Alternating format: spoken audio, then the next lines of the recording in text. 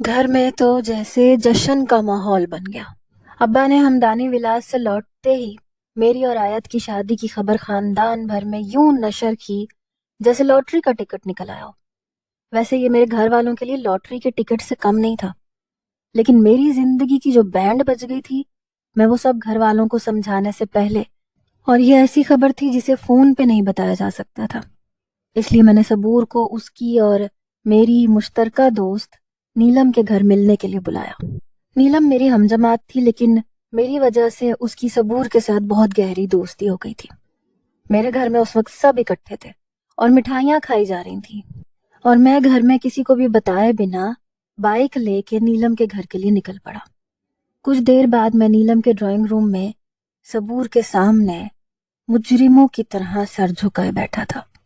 ہادی، کیا ہوا؟ ایسے کیوں بیٹھے ہو؟ کچھ بولو پلیز، مجھے پریشانی ہو رہی ہے۔ وہ کچھ دیر میرے بولنے کا انتظار کرنے کے بعد اس طرح بھی لہجے میں گویا ہوئی۔ میں نے ایک ابرو اچکائے اس کے پریشان چہرے کی طرف دیکھا، پھر گہری سانس اندر انڈیلتے ہوئے ہمت مجتمع کرتے ہوئے بولا، صبور، سیٹھ ہمدانی نے میرے لیے آیت کا رشتہ بھیجا ہے۔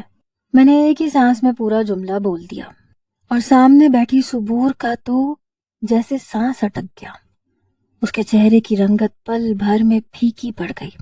میں آہستہ آہستہ اسے سب بتاتا چلا گیا، اور اس کا چہرہ پہلے زرد ہوا اور پھر لٹھے کی مانند سفید پڑ گیا۔ صبور، تم پلیز ایسے دل چھوٹا مت کرنا۔ میں یہ سب تمہیں پریشان کرنے کے لیے نہیں بتا رہا، میں یہ چاہتا ہوں تم اس پل میں میرا ساتھ دو۔ میں نے بے چارگی سے کہا۔ میں کیا ساتھ دوں؟ اس کا لہجہ اتنا ٹوٹا ہوا تھا کہ میں ایک پل کے لیے ساکن ہو گیا۔ ایسا لگ رہا تھا جیسے واقعی سب ختم ہو گیا۔ پھر اس کی آنکھیں بھیگنے لگی۔ صبور، میں صرف تم سے محبت کرتا ہوں، شادی بھی صرف تم سے ہی کروں گا۔ میں نے فوراً اسے تسلی دی۔ اس نے ایک جھٹکے سے سر اٹھایا اور سلگتی نگاہیں مجھ پہ جمائے دانت پیسے۔ بس کر دو ہادی، بس کر دو اب، تم کچھ نہیں کر سکتے۔ تمہاری شادی آیت سے ہو رہی ہے، اور یہی حقیقت ہے۔ وہ پھر سے سر جھکائے رونے لگی۔ میں اس کی حالت سمجھ سکتا تھا، اس لیے کچھ دیر خاموش رہا، اسے رونے دیا۔ چند منٹ رونے کے بعد شکوے بھری نظروں سے مجھے دیکھنے لگی۔ میں بس خاموش بیٹھا اس کی طرف ہی دیکھ رہا تھا۔ جب نگاہوں کا تصادم ہوا تو میں زخمی سا مسکرا دیا۔ یقیناً میری مسکراہٹ نے اسے موم کر دیا۔ ہادی، بس اب ایک ہی حل ہے، تم گھر والوں کو میرے بارے میں بتا دو۔ وہ اب رونا بھول گئی تھی اور پورے حق سے مجھے مشورہ دے رہی تھی۔ وہ ٹھیک کہہ رہی تھی، اس معاملے میں مجھے ڈر کر اسے نہیں کھونا تھا۔ نہیں، میں ہمدانی کو ہی بتا دوں گا کہ میں یہ شادی نہیں کر سکتا، کیونکہ میں ان کی پوتی کو نہیں کسی اور کو پسند کرتا ہوں، میں نے پر اعتماد لہجے میں کہا۔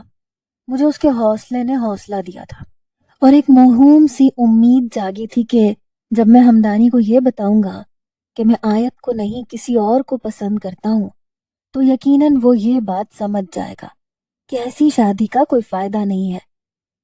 اور تمہارے گھر والے جو اتنے خوش ہیں؟ صبور نے جھجکتے ہوئے پوچھا۔ وہ اب بھی ڈری ہوئی لگ رہی تھی۔ یہ میری زندگی ہے، میری خوشی زیادہ اہمیت رکھتی ہے، اور میری خوشی تم سے ہے، میں نے پورے وثوق سے کہا۔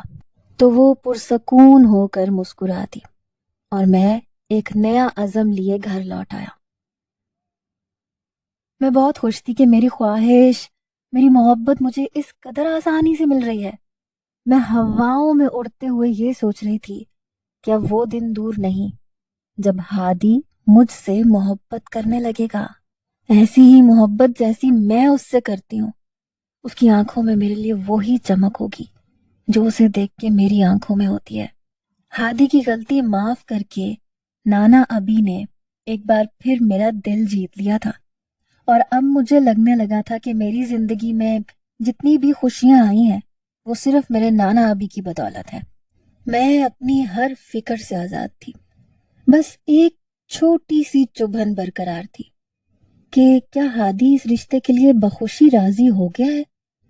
فی الحال تو مجھے بہت کچھ کرنا تھا. سب سے پہلے تو اسلام آباد جانا تھا، نانی سے ملنا تھا، اپنی دوستوں سے ملنا تھا.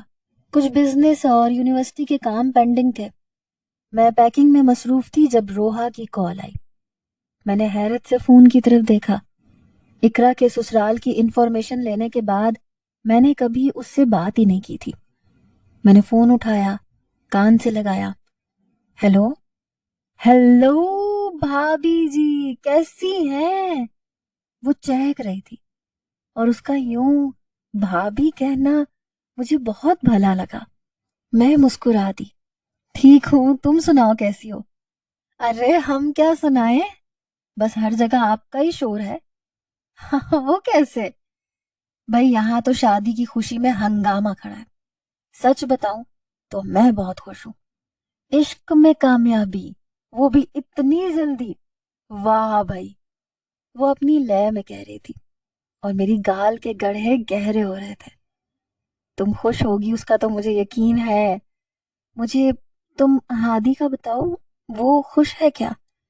میں نے جھجکتے ہوئے اپنے دل کی بات پوچھی. ہادی بھائی، ارے وہ کل شام سے شرما کے کمرے سے ہی نہیں نکل رہے. خوش کیوں نہیں ہوں گے بھلا؟ آپ جیسی پیاری بیوی مل رہی ہے، اور کیا چاہیے ہوگا؟ میں اس کی بات پہ واقعی بلش ہو گئی تھی. اب وہ ہر فرد کی خوشی کے بارے میں تفصیل سے بتا رہی تھی اور میرے دل کو جیسے ایک بات نے پرسکون کر دیا کہ ہادی شادی کے لیے راضی ہے. اور میرا ذہن ان کہے خواب پرونے لگا. ایک نئی صبح پر ایک نیا عزم لیے میں خلاف توقع آج جلدی ہمدانی ولاز میں موجود تھا. میں جانتا تھا سیٹھ ہمدانی اس وقت جاگنگ سے واپس آتا ہے اور آیت اس وقت سو رہی ہوتی ہے.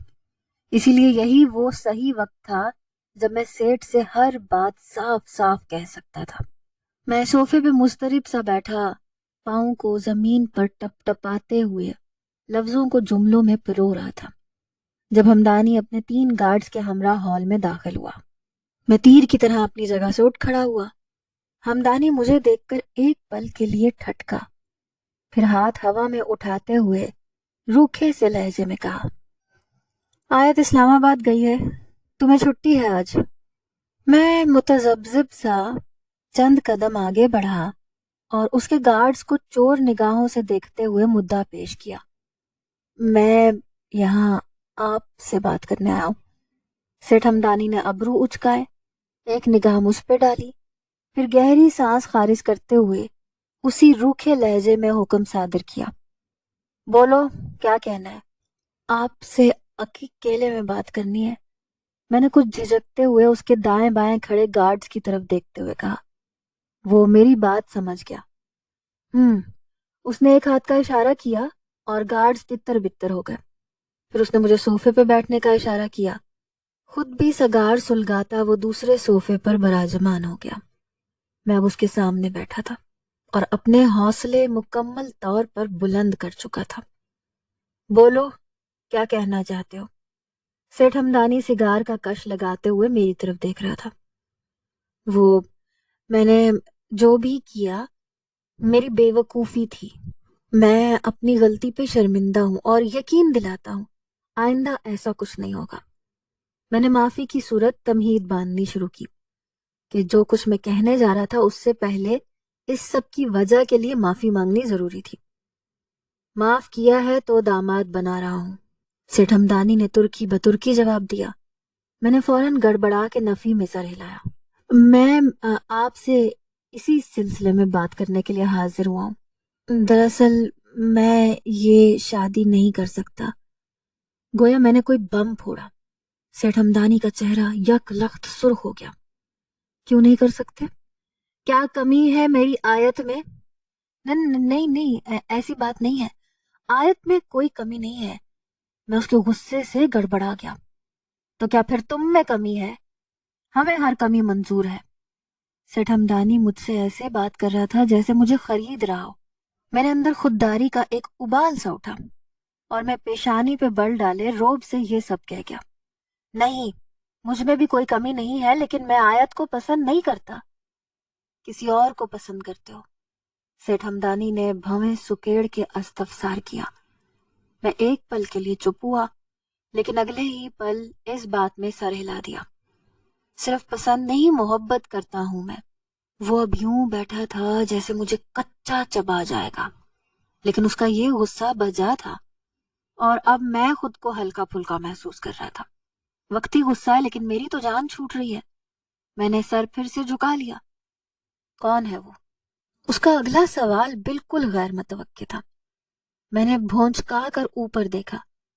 लड़की है। मैंने थूक निकला। अब मैं भला उसे सबूर के बारे में क्यों बताता? वो तो मुझे भी पता है। शरीफ हो, लड़की ही पसंद की होगी, लड़का तो नहीं हो सकता। मैं ये पूछ रहा हूँ, कौन है वो? कैसे मोहब्बत हुई? मैं उसके सवालात पे बुरी तरह से जुज़बुज़ हुआ। घबराओ नहीं, समझ सकता हूँ, जवान खून हो। आयत भी तो इतने साल तुमसे दूर रही है, तो किसी और से मोहब्बत होना नेचुरल है। अचानक उसके लहजे की नरमी ने मुझे पुरसकून कर दिया। मैंने जबरन मुस्कुरा कर सर इस बात में हिलाया। कैसे हुई मोहब्बत? वो फिर से सवाल पे आ गया, लेकिन अब की बार अंदाज बहुत दोस्ताना था। मैंने सुख का सांस लिया कि सेठ के मोटे दिमाग में इतनी अक्ल तो है कि अगर मैं किसी और से मोहब्बत करता हूँ तो आयत को कैसे खुश रख सकता हूँ। यूनिवर्सिटी में दोस्त थी मेरी, फिर मोहब्बत हो गई। मैंने मुख्तसर जवाब दिया। ताज हमदानी ने कहा लगाया। हाँ हाँ, हो जाती है ऐसे मोहब्बत। मेरे लिए तो रावी चैन ही चैन लिखने लगा। मैं बेहद पुरसकून होके मुस्कुराया। जी, इसीलिए आपसे बात करने आया था कि आप समझ सकते हैं, मैं किसी और से मोहब्बत करता हूँ तो आयत को कैसे खुश रख सकता हूँ। मैंने बहुत नरम लहजे में अपनी बात को मुकम्मल किया। ताज हमदानी ने बहुत जोर से इस बात में सर हिलाया। बिल्कुल बिल्कुल, सही कहा तुमने। अच्छा, फिर नाश्ता करके जाना। आयत तो अब कुछ दिन इस्लामाबाद में ही रहेगी। वो अपनी जगह से उठा तो मैं भी उसके साथ उठ खड़ा हुआ। वो मेरे करीब आया, मेरे कंधे पे अपना हाथ रखे गंभीर लहजे में कहा, चलो जाओ, खुश रहो। मुझे उसकी दुआ की हरगिज जरूरत नहीं थी, लेकिन मैं जबरन मुस्कुराया। उसके जाने के बाद एक सुख की गहरी सांस खारिज की और सर झटक कर बैरूनी दरवाजे की तरफ कदम बढ़ा दिए। मैं इस बात से बिल्कुल अनजान था कि मेरा हर बढ़ता कदम मेरी जिंदगी में और मुश्किलात लाने का सबब बनने जा रहा है। आज के दिन से पहले तक मैं एक आम इंसान था, जिसके आम से ख्वाब थे। डट के पढ़ना, अच्छी जॉब हासिल करना, पसंद की लड़की से शादी करना और फिर सारी उम्र उसके साथ हंसी खुशी जिंदगी गुजारना। लेकिन जिंदगी मुझसे इम्तिहान लेना चाहती थी। इस्लामाबाद आए मुझे आज दूसरा दिन था। यहाँ बहुत से काम वैसे के वैसे रखे थे। हादी ने जिंदगी का रुख एकदम से ऐसे बदला कि मैं अपनी इस जिंदगी को जैसे पास करके लाहौर चली आई। और अब कल पूरा दिन मुख्तलिफ कामों में गुजरा। यूनिवर्सिटी, ऑफिस, दोस्तें, नानी और फिर बाकी के सब काम निमटाते निमटाते कब पूरा दिन गुजर गया मुझे होश ही नहीं रहा। आज मैं सुबह से हादी को कॉल कर रही थी, लेकिन वो फोन नहीं उठा रहा था। इसलिए मैंने नाना अभी को फोन किया। मैं उस वक्त ऑफिस में थी और एक मीटिंग के बाद फ्री हुई थी। कैसे हैं आप? मैंने लैपटॉप बंद करते हुए पूछा। ठीक हूँ, लाडी बताए कि वो कैसी है, कितने काम निमट गए? उन्होंने हमेशा की तरह खुशदिली से पूछा। मैंने सीट की पुश्त से सर टकाया, कुर्सी को घुमाया। जी नाना, अभी तकरीबन। आप बताएं, सब ठीक है उधर? हादी कैसा है? ऑफिस आ रहा है ना? मैंने छूटते ही हादी के बारे में पूछा। चंद सेकंड्स की खामोशी के बाद वो पुरसकून लहजे में बोले, हादी को मैंने छुट्टियां दे दी हैं। क्यों? मैंने हैरत से पूछा और सीधी हुई। मैंने सोचा शादी की तैयारियां कर ले, लगता है जल्दी शादी करनी पड़ेगी। नाना अभी की बात पर मेरी मुस्कुराहट गहरी हुई। क्यों, इतनी जल्दी क्यों है? अरे मुझे जल्दी नहीं है, लेकिन लगता है हादी को बहुत जल्दी है। नाना अभी की इस बात पे मैं गुलाल हो गई, यूं जैसे سارے جسم کا خون سمٹ کے چہرے پہ آ گیا ہو، لیکن دل میں ایک کھٹک برقرار تھی کہ وہ میرا فون کیوں نہیں اٹھا رہا ہے۔ آپ نے ہادی سے کچھ کہا ہے؟ نہیں کہا تو کچھ نہیں، لیکن اندازہ ہو جاتا ہے۔ خیر تم تسلی سے اپنا کام ختم کرو، ہادی کو میں دیکھ لوں گا۔ اس معاملے میں تمہیں پریشان ہونے کی قطعاً کوئی ضرورت نہیں۔ انہوں نے مجھے تسلی دی، لیکن میرے دل میں ابھی بھی وہم تھے۔ میں نے مزید ان سے کچھ نہیں کہا کیونکہ میں چند دن میں کام ختم کر کے لاہور واپس جانا چاہتی تھی۔ اوکے، جیسا آپ چاہتے ہیں ویسا ہی ہوگا۔ میں بس یہ چاہتی ہوں کہ شادی بابا کے آنے پہ ہو۔ میں نے اپنی خواہش ظاہر کی تو وہ ہنس دیے۔ بالکل، وہ بھی آ جائے گا، بے فکر رہو۔ چلو پھر بات ہوتی ہے۔ ان کے فون بند کرنے کے بعد میں نے پھر سے ہادی کا نمبر ملایا، لیکن وہاں گھنٹی تو جاتی تھی لیکن کوئی فون نہیں اٹھاتا تھا۔ کب تک یہ کرو گے ہادی جاوید عمر؟ بہت جلد تم میرے ہوگے۔ میں نے خود ساختہ سرگوشی کی اور گہری سانس لیتے ہوئے مسکرا دی۔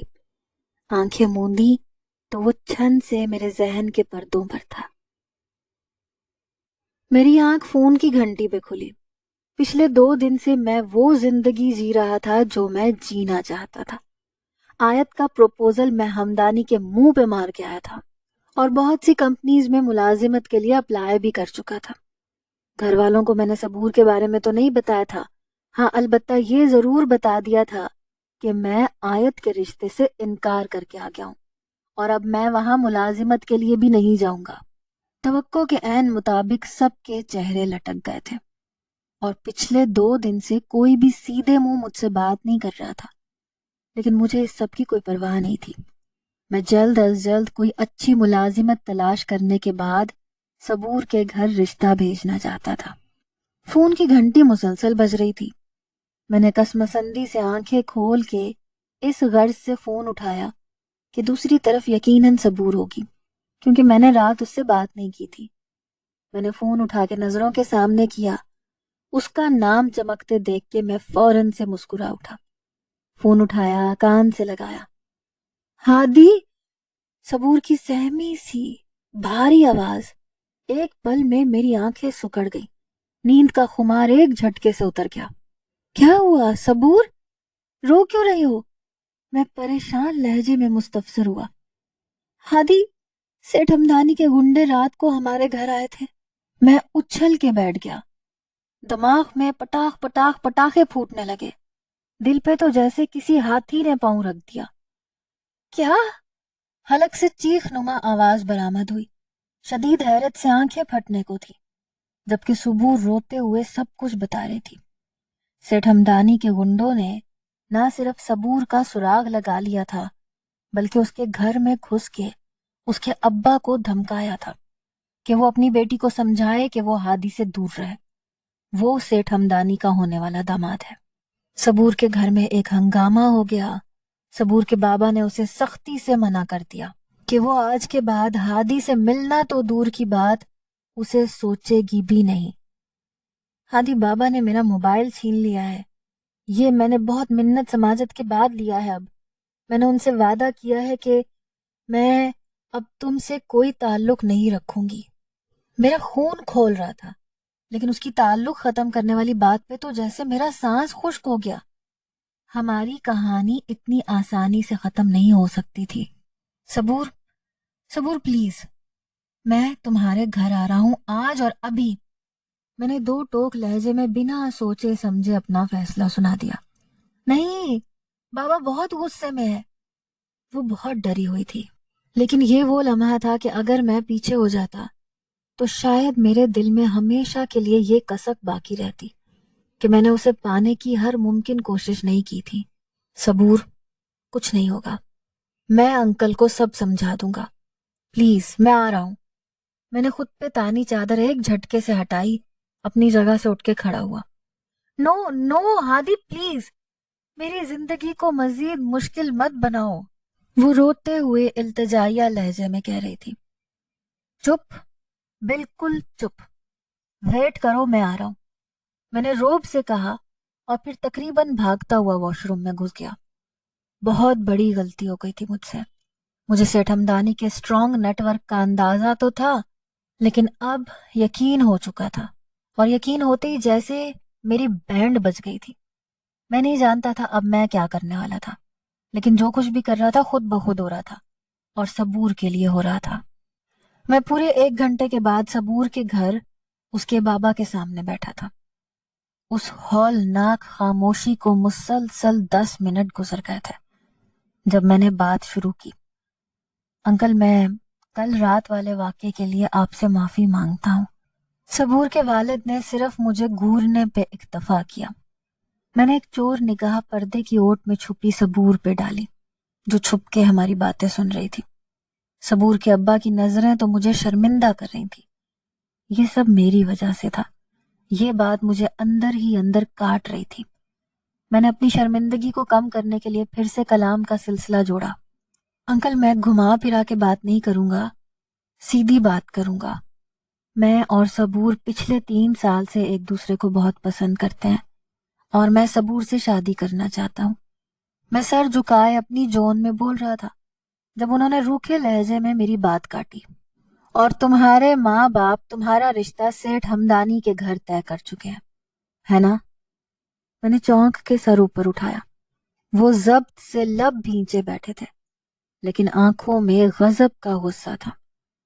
सबूर के वालिद उससे बहुत मोहब्बत करते थे। उनका खानदान इतना वसी नहीं था। पहले भी वो सिर्फ सबूर और हन्नान को पढ़ाने की खातिर लाहौर आए थे। देखो बरखुरदार, मैं गरीब आदमी हूँ।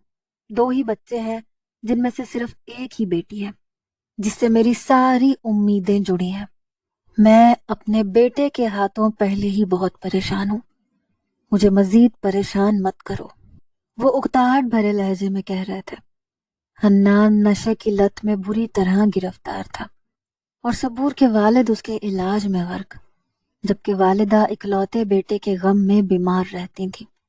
सबूर ठीक कहती थी, उनके घर के हालात खराब थे, लेकिन इतने खराब थे ये वो मुझसे हमेशा छुपाती थी।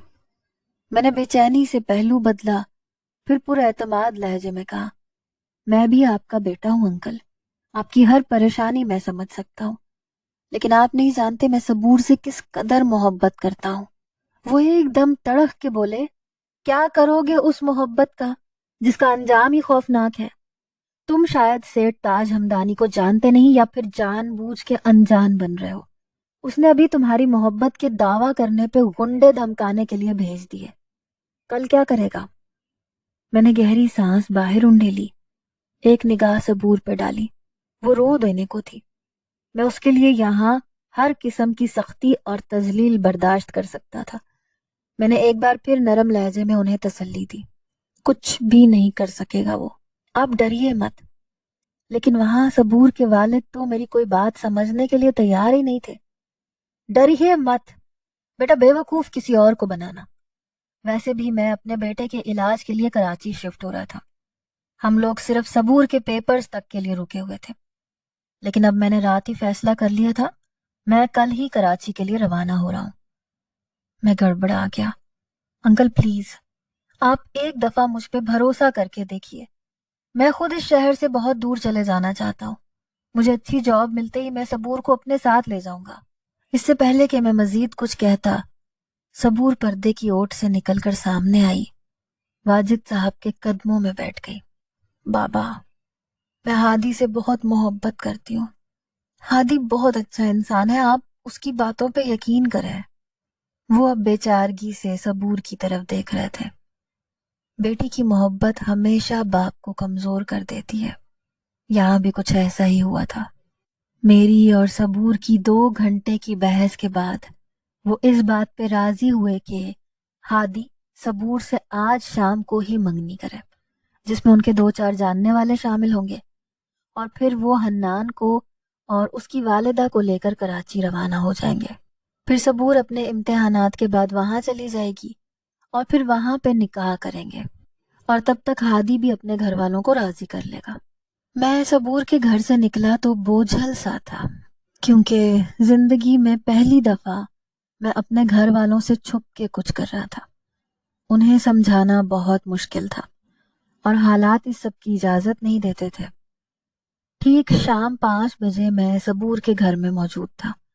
میں نے ایک بہت ہی خوبصورت وائٹ گولڈ کی انگوٹھی لی تھی۔ انگوٹھی لینے میں میری مدد نیلم نے کی تھی۔ یہ بہت ہی خوبصورت ایک نگینے والی انگوٹھی تھی جس کا ڈیزائن بہت خوبصورت تھا۔ صبور کے گھر کا یہ چھوٹا سا ڈرائنگ روم اب محلے کے چند لوگوں سے بھرا ہوا تھا۔ نیلم نے بھی ہماری منگنی میں شرکت کی تھی اور اب وہی صبور کو کندھوں سے تھامے باہر لا رہی تھی۔ سادہ سے گلابی سوٹ میں وہ ہمیشہ کی طرح اس سادگی میں بھی میرے دل کو دھڑکا رہی تھی۔ چند سیکنڈز کے بعد وہ میرے پہلو میں بیٹھی تھی۔ اس خوبصورت لمحے میں میری ساری پریشانی ہوا ہو گئی۔ میں نے اپنے نام کی انگوٹھی صبور کو پہنا کر اسے اپنے نام کر لیا۔ میں تقریباً 12 بجے سو کر اٹھا۔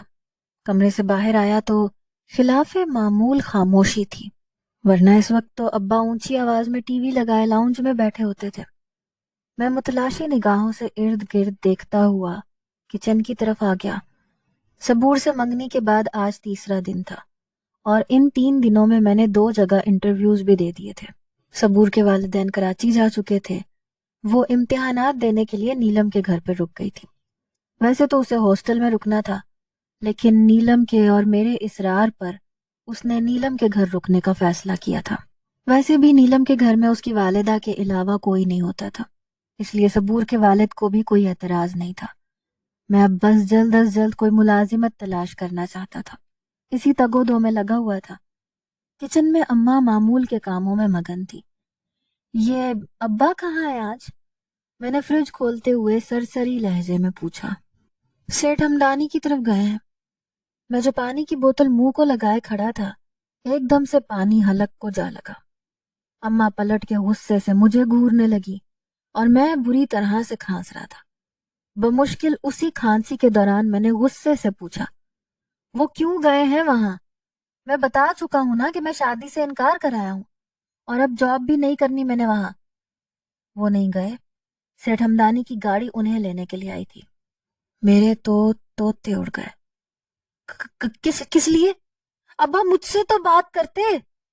کیا بات کرتے؟ تم سو رہے تھے۔ سیٹھ ہمدانی نے پیغام بھیجا تھا کہ صرف تمہارے ابا سے انہیں کام ہے۔ اماں کام میں مصروف انتہائی پرسکون لہجے میں بتا رہی تھی اور میرے ذہن میں خطرے کے الارم بجنے لگے۔ میں بے چین سا کمرے سے باہر نکل آیا۔ ابا کا نمبر لگایا لیکن انہوں نے کاٹ دیا۔ اب میری پریشانی مزید بڑھ گئی۔ اسی مضطرب حالت میں ٹی وی کے سامنے بیٹھے مجھے 1 گھنٹہ گزر گیا۔ اب دوپہر کا 1 بج رہا تھا جب میرے فون کی گھنٹی بجی۔ میں نے عجلت میں فون اٹھایا۔ نیلم کا نمبر تھا۔ میں نے کال اٹھائی، فون کان سے لگایا۔ ہیلو ہیلو ہادی، میں بہت پریشان ہوں۔ صبور آج یونیورسٹی سے واپس نہیں آئی۔ وہ پیپر دے کے 11 بجے اسے آ جانا چاہیے تھا، لیکن اب 1 بج رہا ہے اور اس کا فون بھی بند جا رہا ہے۔ نیلم کی بات نے جیسے میرے اوسان خطا کر دیے۔ تم فون بند کرو، میں دیکھتا ہوں۔ میں نے اس کے فون بند ہوتے ہی جلدی سے صبور کا نمبر لگایا، لیکن دوسری طرف فون بند تھا۔ میں ہڑبڑا کے اٹھا، بھاگ کے اپنے کمرے میں پہنچا۔ میں اس وقت نائٹ ٹراؤزر اور ٹی شرٹ کے ساتھ چپل پہنے ہوئے تھا۔ اپنی حالت سے یکسر بے خبر میں چند سیکنڈ کے بعد موٹر سائیکل پر سوار سڑک پہ تھا۔ یونیورسٹی کے آدھے گھنٹے کا سفر میں نے 15 منٹ میں طے کیا۔ دل بار بار یہ دعا مانگ رہا تھا کہ صبور کسی اضافی کام کے لیے یونیورسٹی میں ہی ہو۔ منگنی کے بعد سے احتیاطاً میں اس سے ملنے یونیورسٹی نہیں آتا تھا اور آج 3 دن بعد میں اسے کھوجنے کے لیے یونیورسٹی میں گھوم رہا تھا۔ وہ کہتے ہیں نا، بعض اوقات آپ کی بہت سی دعاؤں کے باوجود آپ کا ڈر سچ ثابت ہو جاتا ہے تو دنیا لرز جاتی ہے۔ میرے ساتھ بھی کچھ ایسے ہی ہوا تھا۔ صبور یونیورسٹی میں نہیں تھی۔ اس کی ہم جماعت کے مطابق وہ 10:30 بجے پیپر دینے کے بعد یہاں سے جا چکی تھی۔ نیلم مسلسل میرے ساتھ رابطے میں تھی۔ صبور ابھی تک گھر نہیں پہنچی تھی۔ اس کی کھوج لگاتے لگاتے اب 3 بج رہے تھے۔ میں نے گھر فون لگایا، اماں سے ابا کے بارے میں دریافت کیا، لیکن وہ بھی ابھی تک گھر نہیں آئے تھے۔ میرا وہم مجھے جھنجھوڑنے لگا۔ میں نے موٹر سائیکل کو کک لگائی اور ہمدانی ولاس کی طرف چل پڑا۔ وہی حلیہ تھا، پتلی پرانی سی ٹی شرٹ، घिसा हुआ ट्राउजर, पाँव में चप्पल और बिखरे बाल। मैं इसी हुलिये में पूरे आधे घंटे के बाद हमदानी विलास में था। मेरे लिए मेन गेट फौरन खोला गया। पोर्च में अपनी फटफटी नुमा मोटरसाइकिल खड़ी करने के बाद मैं तेज तेज कदमों से अंदरूनी दरवाजे की तरफ बढ़ा, जब सेठ हमदानी के एक गुंडे ने बतीसी निकाले मुझे मुखातिब किया। दामाद जी, आप खैरियत? इस तरह के ये गार्ड्स और गुंडे हमदानी विलास में मंडलाते हुए नजर आना मामूल की बात थी, लेकिन उसके मुंह से निकले अल्फाज बिल्कुल गैर मामूली थे। मैं ठटक के रुका। मेरे अब्बा कहाँ हैं? मैंने उसकी बतीसी को नजरअंदाज करते हुए दांत पे दांत जमाए गुस्से से सवाल किया। आपके अब्बा उधर ऑफिस की तरफ शादी की तैयारियों में मसरूफ है। उसने कमीनगी से आंख का कोना दबाए ऐसे कहा कि मेरे पूरे वजूद में चूंटियां रेंग गईं। मैं उसी तरह पेशानी पर तेवरी चढ़ाए ऑफिस तक पहुंचा, लेकिन इससे पहले कि अंदर दाखिल होता, बाहर खड़े गार्ड्स ने मुझे दाएं बाएं से थाम लिया और उनमें से एक ने मेरे कंधे पे दबाव डालते हुए कहा, रुकिए रुकिए दामाद जी, हर दफा एक ही हरबा कारआमद साबित नहीं होता। अंदर बहुत अहम मीटिंग चल रही है। मैंने घूर के उसकी तरफ देखा। वो मानी खेज अंदाज में मुस्कुरा रहा था। मेरे अब्बा को बाहर बुलाओ, मैंने रोब से कहा। वो शादी की तैयारियों में मसरूफ है। दरअसल काम बहुत है, वक्त बहुत कम है, वो मानी खेज लहजे में जता रहा था। मैंने भवें सुखेड़ी। मतलब क्या है तुम्हारा? मतलब ये कि शाम 9 बजे आयत बीबी के साथ आपकी शादी है। आसमान पर बिजली कड़की थी शायद। 2 सेकंड के शौक के बाद मैंने मौके से फायदा उठाते हुए पूरी कुवत लगा के दोनों गार्ड से एक झटके में बाजू छुड़वाए और भागता हुआ दरवाजे की तरफ बढ़ा। धार से दरवाजा खोला और अंदर दाखिल हो गया।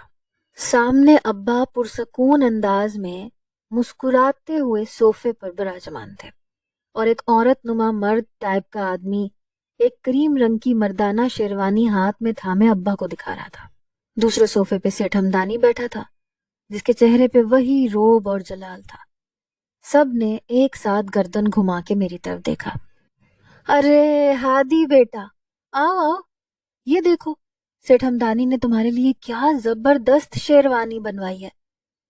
मैं अब्बा को नजरअंदाज करता सेठ के पास पहुंचा और न जाने उस वक्त मुझ में कहां से हिम्मत आई कि मैंने उसके गिरेबान को थाम लिया। सुबूर कहाँ है? मैं आंखें निकालते हुए उसके चेहरे पे गुर्राया था। मैं इतना ही कह सका था कि 2 सेकंड के अंदर हमदानी के गुंडे मुझ पे झपटे और मुझे अलग कर दिया। अब्बा सटपटा के अपनी जगह से खड़े हो गए। सेठ हमदानी ने बड़े अंदाज में अपने कॉलर को दुरुस्त किया, फिर मुस्कुराते हुए मेरी तरफ देखा। लगता है दामाद जी अभी सो के उठ के आए, इसलिए हवासों में नहीं है। जाओ इनको ताजा दम करो, कुछ खिलाओ पिलाओ। उसने गुंडों को हुक्म जारी किया, फिर इसी तरह मुस्कुराते हुए अब्बा की तरफ देखा। अरे आप क्यों खड़े हो गए जावेद साहब? बैठिए, अभी तो कुछ और इंतजामात दिखाने हैं। आपका भी जोड़ा तैयार करवाया है। अब्बा अभी भी उलझे से मेरी तरफ देख रहे थे। इससे पहले कि मैं चीखता, 3 गुंडे मुझे जबरदस्ती घसीटते हुए कमरे से बाहर ले गए। छोड़ो मुझे, छोड़ो! मैं अपने बाजुओं को छुड़वाने की नाकाम कोशिश कर रहा था, लेकिन वो किसी सूरत मुमकिन नहीं था। वो इतने मजबूत और डेल डोल के थे कि उनके सामने मैं किसी मरियल चूहे जैसा लग रहा था। ऑफिस के बाहर बनी लंबी राहदारी में लाकर उन्होंने मुझे एक झटके से छोड़ा। मैं हिल के रह गया, जबकि वो दोनों मूंछों को ताव देते हुए हंस रहे थे। क्या बदतमीजी है ये! मुझे अंदर जाना है। मैं आगे बढ़ा तो उन्होंने मुझे फिर रोक दिया। मैं अभी उनसे गुत्थम गुत्था ही था जब सेठ हमदानी की आवाज मुझे सुनाई दी। छोड़ दो उसे। वो दोनों आदमी 1 सेकंड से पहले रुक के पीछे हटे। अब सेठ हमदानी पीछे हाथ बांधे मेरे सामने खड़ा था। उसी गुत्थम गुत्थी में मेरे होंठ के पास एक कट लग गया था, जिसमें से अब खून रस रहा था। शर्ट का गला एक तरफ को ढलक गया था, आंखें सुर्ख थीं और बाल मजीद बिखर गए थे। सेठ हमदानी ने मुझे बगौर देखा, फिर अपना हाथ मेरे गाल पे रख कर अंगूठे से होंठों के पास रसते खून को साफ करते हुए कहा, सेठ हमदानी सिर्फ एक दफा खबरदार करता है, دوسری دفعہ صرف سزا دیتا ہے۔ یاد رکھو، تم آیت کے لیے ہی بنے ہو اور اس دنیا میں تمہیں کسی اور کا ہونے نہیں دوں گا۔ آج رات کو نکاح ہے، تیار ہو جاؤ۔ اس نے مسکراتے ہوئے میرا گال تھپ تھپایا، پھر ایک آدمی کو اشارہ کیا۔ صبور کہاں ہے؟ میں چیخا، لیکن سیٹھ ہمدانی انسنی کرتا واپس جا رہا تھا۔ پاس کھڑے دونوں آدمیوں نے مجھے تھام رکھا تھا۔ صبور کہاں ہے؟ میں مسلسل چیخ رہا تھا، جب ان میں سے ایک نے مجھے جھنجھوڑ کے سیدھا کیا اور پھر میری طرف ہاتھ بڑھایا اور اس کی انگلیوں میں جکڑی انگوٹھی کو دیکھ کر میرے پیروں تلے سے زمین کھسک گئی۔ یہ وہی انگوٹھی تھی جو 3 دن پہلے میں نے صبور کو پہنائی تھی۔ میں نے خوف سے پھٹی آنکھیں اوپر اٹھائیں۔ لاش کو جلا کر دفنا دیا ہے، یہ ثبوت ہے تمہارے لیے۔ وہ اب مجھے اپنا موبائل دکھا رہا تھا، میری آنکھوں کے سامنے کیے کچھ تصاویر دکھا رہا تھا۔ صبور کا پوری طرح سے جلا ہوا وجود۔ مختلف تصویریں تھیں، جن میں سے ایک میں اس کی انگلی میں پہنی انگوٹھی واضح تھی۔ میری ٹانگوں میں جان نہیں رہی۔ پل بھر میں میری آنکھوں کے آگے اندھیرا چھایا اور میں دھڑام سے زمین بوس تھا۔ میں شام 4 بجے ہمدانی ولاس پہنچی اور آتے ہی میرے لیے ایک بہت بڑا سرپرائز تھا۔ اب مجھے سمجھ آیا کہ نانا ابھی مجھے نانو کو ساتھ لانے کا کیوں کہہ رہے تھے۔ پورے ولاس میں میری اور ہادی کی شادی کی تیاریاں عروج پہ تھیں۔ نانا ابھی یہ کس طرح کا مذاق ہے؟ میں نے حیرت سے ہنستے ہوئے پوچھا۔ مجھے ابھی بھی یقین نہیں آ رہا تھا کہ رات کو میری شادی ہے۔ یہ مذاق نہیں ہے لاڈی، بتایا تو تھا کہ ہادی کو شادی کی بہت جلدی ہے۔ میں حیرت سے ہنستے ہوئے شرما گئی اور ان کے سینے سے جا لگی۔ اچھا، تو یہ وجہ تھی جس کے لیے آپ نانو کو لانے کے لیے بضد تھے؟ جی بالکل، اور اب تم بھی تیاری پکڑو۔ لاہور کے بہت اچھے پارلر سے وقت لیا ہے، لڑکیاں کچھ دیر میں ہی ولاس پہنچ رہی ہیں، تم ان کے آنے سے پہلے فریش ہو جاؤ۔ اف، میں حیران رہ گئی۔ میں نے حیرت سے ان کی طرف دیکھا۔ نانا ابھی، you are great, I can't believe کہ آپ نے اتنا سب کچھ کر رکھا ہے۔ ارے یہ تو کچھ نہیں ہے، کچھ دیر میں ہادی کی پوری فیملی گیسٹ ہاؤس پہنچ رہی ہے۔ میں نے ہنستے ہوئے ان کے سینے پر سر رکھا ہی تھا کہ عقب سے آواز سنائی دی، سیٹھ صاحب، وہ داماد جی بے ہوش ہو گئے ہیں۔ میں اور نانا ابھی ایک ساتھ پریشان ہو کے پلٹے۔ میں نے حیرت سے نانا ابھی کی طرف دیکھا، پھر مستغفرانہ انداز میں ملازم کو گھورا۔ کون؟ ہادی؟ جی بی بی، ہادی صاحب بے ہوش ہو گئے ہیں۔ کہاں ہے وہ؟ میں نے پریشان لہجے میں سوال کیا، لیکن جواب نانا ابھی نے دیا۔ وہ اپنے ابا کے ساتھ صبح سے یہی ہے، مجھے لگتا ہے ناشتہ بھی نہیں کیا تھا، یہاں آ کے کام میں جت گیا۔ پریشان مت ہو، میں دیکھتا ہوں، نانا ابھی نے پرسکون لہجے میں جواب دیا۔ لیکن میری تو جان پر بن گئی۔ ایسا بھی کیا ہو گیا کہ ہادی بے ہوش ہو گیا؟ نانا ابھی نے قدم آگے بڑھائے تو میں بھی تیزی سے ان کے ساتھ چل پڑی۔ ارے تم کہاں چل دیں؟ تم اپنی تیاری کرو، میں دیکھ لیتا ہوں اسے۔ نانا ابھی نے مجھے آگے بڑھتے دیکھا تو بڑے پیار سے رکنے کے لیے کہا، لیکن مجھے اب ہادی کو دیکھے بنا سکون کیسے آ سکتا تھا؟ نہیں، میں آپ کے ساتھ جاؤں گی، مجھے ہادی کو دیکھنا ہے، میں نے 2 ٹوک لہجے میں کہا اور ان کے ساتھ قدم بڑھا دیا۔ اسے ہمدانی ولاس کے ہی ایک کمرے میں لٹایا گیا تھا۔ جب میں اور نانا بھی وہاں پہنچے تو ڈاکٹر ہادی کا چیک اپ کر رہا تھا۔ میں نے فکر مندی سے بیڈ پہ لیٹے ہوئے ہادی کو دیکھا۔ وہ واقعی بہت تھکا ہوا اور بے حال لگ رہا تھا۔ مجھے اس پہ پیار آ گیا۔ بھلا ایسی بھی کیا شادی کی تیاریاں کہ انسان خود کا خیال ہی نہ رکھے۔ ڈاکٹر اٹھ کے کھڑا ہوا اور گہری سانس لیتے ہوئے اطمینان سے مخاطب ہوا۔ کچھ پریشانی والی بات نہیں ہے، بس لگتا ہے کچھ سٹریس لیا ہے، کل شام سے کچھ کھایا نہیں ہے۔ اسٹریس کے الفاظ پر میں نے پریشان ہو کر نانا ابھی کی طرف دیکھا، لیکن وہ ڈاکٹر کے ساتھ گفتگو میں مصروف تھے۔ ڈاکٹر نے ہادی کو سکون کا انجیکشن دیا تھا، جس کے زیر اثر وہ 3-4 گھنٹے غنودگی میں رہنے والا تھا۔ میں بیڈ کے پاس آ کے کھڑی ہو گئی، ذہن عجیب کشمکش کا شکار تھا۔ مجھے ایک دفعہ ہادی سے خود پوچھنا چاہیے کہ وہ شادی کے لیے تیار ہے، میں انہی سوچوں میں گم تھی جب عقب سے نانا ابی کی آواز سنائی تھی۔ کل سے شادی کے کاموں میں جتا ہے، میں نے کہا بھی تھا کہ اپنا خیال رکھے۔ میں نے دھیرے سے سر ہلایا، مڑ کے ان کی طرف دیکھا۔ نانا ابی، مجھے نکاح سے پہلے ہادی سے بات کرنی ہے، میں نے ان کی آنکھوں میں دیکھتے ہوئے فرمائش کی۔ ہاں کر لینا، لیکن ابھی فی الحال چلو، بہت تیاری کرنی ہے۔ انہوں نے میرے سر پہ ہاتھ پھیرا تو میں نے لب بھینچے سر ہلایا، پھر ایک نگاہ ہادی پر ڈالتی نانا ابی کے ساتھ باہر نکل گئی۔ میری آنکھ کھلی تو سر شدید بھاری ہو رہا تھا۔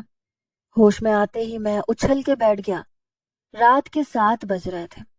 میرے ذہن میں آخری منظر گھوما تو دل جیسے پھٹنے لگا۔ سب کچھ ختم ہو گیا تھا۔ میں ایک دلدل میں دھنس گیا تھا۔ اپنی نادانیوں کی وجہ سے میں نے صبور کو کھو دیا تھا۔ میری آنکھیں جل رہی تھیں، ذہنی توازن بگڑ گیا تھا۔ میں ایک جھٹکے سے اٹھا اور دندناتا ہوا ہمدانی ولاس کے لاؤنج میں داخل ہوا۔ سامنے صوفے پہ بیٹھے ہمدانی اور آیت نے ایک ساتھ میری طرف دیکھا۔ میں نے پاس کھڑے گارڈ سے بندوق چھینی اور سیدھا دونوں کے سر پر فائر کر دیے۔ ٹھا ٹھا گولیاں سیدھی دونوں کی کھوپڑیوں کے آر پار ہوئی۔ یہ سب کرنے کے لیے مجھے بندوق چلانی آنی چاہیے تھی، اور میں یہ صرف سوچ سکتا تھا۔ میں اسی طرح بیڈ پہ بیٹھا یہ سوچتے ہوئے دانت پیس رہا تھا۔ پھر کچھ خیال آتے ہی میں نے جلدی سے جیب میں سے موبائل نکالا، صبور کے نمبر پہ کال ملائی۔ نمبر ہنوز بند تھا۔ میرے نمبر پر نیلم کی کالز کی لمبی لائن تھی۔ میں نے جلدی سے اس کا نمبر ملایا، فون کان سے لگایا۔ ہیلو۔ اس کے فون اٹھاتے ہی میں نے سہمی سی آواز میں ہیلو کہا۔ دوسری طرف وہ اسی طرح پریشان لہجے میں کہنے لگی، ہیلو ہادی، کہاں ہو صبح سے؟ صبور کا کچھ پتہ چلا؟ میں بہت پریشان ہوں۔ اس کی بات پر میں جیسے کانپ گیا۔ حقیقت بدل نہیں سکتی تھی۔ میری آنکھیں آنسوؤں سے بھر گئیں۔ اسے کچھ بھی بتانے کی ہمت کہاں سے لاتا؟ کیسے بتاتا کہ میں نے سب کچھ اپنے ہاتھوں سے ختم کر دیا؟ وہ ہیلو ہیلو کر رہی تھی۔ اس سے پہلے کہ میں کچھ کہتا، سیٹھ ہمدانی اپنے گارڈ سمیت کمرے میں داخل ہوا۔ میں نے خون خوار نگاہوں سے اسے گھورا۔ وہ قدم قدم میری طرف بڑھتے ہوئے بول رہا تھا، ایسے مت دیکھو، تمہارے پاس کوئی ثبوت نہیں ہے کہ اس لڑکی کو ہم نے مارا ہے۔ ساری زندگی بھی لگا دو تو میرا کچھ نہیں بگاڑ سکتے، اور اگر بگاڑ بھی لیا تو تم اور تمہاری پوری فیملی ساری زندگی اس کا خمیازہ بھگتے گی۔ وہ روب سے کہتا میرے پاس آ کے کھڑا ہوا، اپنے دونوں ہاتھوں میں میرے چہرے کو دبوچ لیا۔ تم شاید بھول رہے ہو، تمہاری جان میں نے آیت کے کہنے پہ بخشی تھی۔ میرا نہیں خیال کہ اب تم مزید کوئی بے وقوفی کرو گے۔ میں نے پوری قوت سے اس کے ہاتھ کو جھٹکا، اٹھ کے کھڑا ہو گیا۔ اسی لمحے کمرے کا دروازہ کھلا۔ آیت کے ساتھ میرے سب گھر والے کمرے میں داخل ہوئے۔ اماں، ابا، اقصیٰ، اقرا، علی، چچا، چچی اور روحا سب میرے سامنے کھڑے تھے۔ آیت نے مجھے یوں غصے میں بھرے دیکھا تو تشویش سے نگاہیں سکیڑے قریب آ گئی۔ وہ اور تمام لوگ حیرت سے مجھے دیکھ رہے تھے۔ ہادی، تم مجھ سے شادی کرنا چاہتے ہو؟ وہ سپاٹ لہجے میں پوچھ رہی تھی۔ سب لوگ اب میری طرف دیکھ رہے تھے۔ بولو ہادی، کیا تم راضی ہو؟ میں نے اسے خون خوار نگاہوں سے گھورا۔ میری زندگی تباہ کر کے، سب کچھ ختم کر کے، اب وہ مجھ سے میری مرضی پوچھ رہی تھی۔ میرا سب کچھ تو لٹ چکا تھا، لیکن ابھی میں اتنی آسانی سے اسے بخشنے والا نہیں تھا۔ میں یہاں شادی سے انکار کر دیتا اور پھر انصاف کے لیے جوتیاں چٹکاتا پھرتا۔ طاقتور لوگوں کو ختم کرنے کے صرف 2 ہی طریقے ہوتے ہیں۔ پہلا، ان کی طرح طاقتور بن جاؤ، اور دوسرا، ان کی جڑوں میں گھس کر ان کی جڑیں کاٹ دو۔ اور میں نے دوسرے طریقے کا انتخاب کیا، کیونکہ میرے پاس اس کے سوا کوئی چارہ نہیں تھا۔ سب جواب کے انتظار میں مجھ پہ نگاہیں ٹکائے کھڑے تھے۔